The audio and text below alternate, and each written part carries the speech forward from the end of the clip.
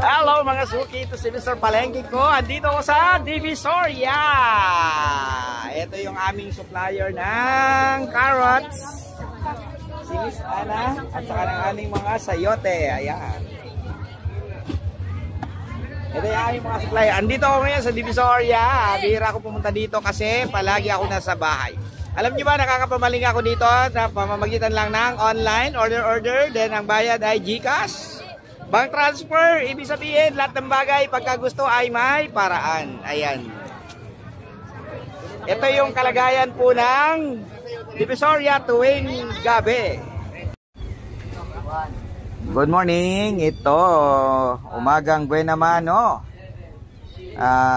Monday, October 20. Isang customer, ito lang. Ayan, ready na.